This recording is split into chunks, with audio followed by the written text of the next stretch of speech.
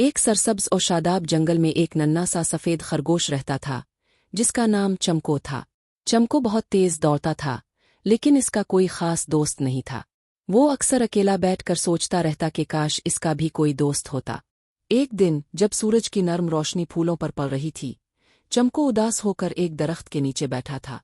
अचानक एक खूबसूरत रंग बरंगी तितली इसके पास आकर मंडलाने लगी। इसके प्र पर नीले, पीले और गुलाबी रंग चमक रहे थे। हेलो, तितली ने प्यारी आवाज में कहा, मेरा नाम तारा है।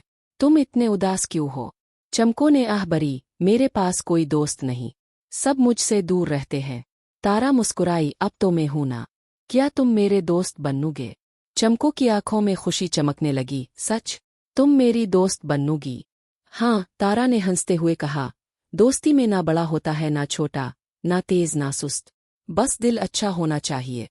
इस दिन के बाद दोनों रोज साथ खेलने लगे। चमको जमीन पर तेजी से दौड़ता और तारा इसके ऊपर उड़ती रहती। दोनों हंसते गाते और जंगल की खूबसूरती से लुत्फ उठाते। एक दिन अचानक तेज हुआ चलने लगी। आसमान पर बादल छा गए। तारा हुआ में उड़ते हुए डर गई क्योंकि वो तेज हुआ का मुकाबला नहीं कर सकती थी।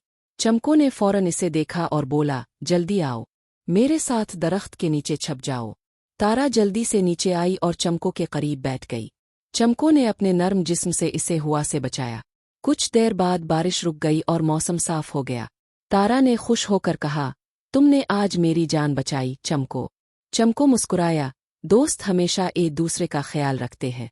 इस दिन के बाद दोनों की दोस्ती और भी मजबूत हो गई। चमको ने सीखा कि सच्ची दोस्ती दिल से होती है, और तारा ने सीखा कि एक सच्चा दोस्त हमेशा मुश्किल वक्त में साथ देता है। सबक: सच्ची दोस्ती रंग, शक्ल, ताकत नहीं देखती, बल्कि मोहब्बत और खुलूस पर कायम होती है। अगर आप चाही तो मैं इस कहानी के लिए खूबसूरत तस्वीरी प्राम्बिट्स भी बना सकता हूँ।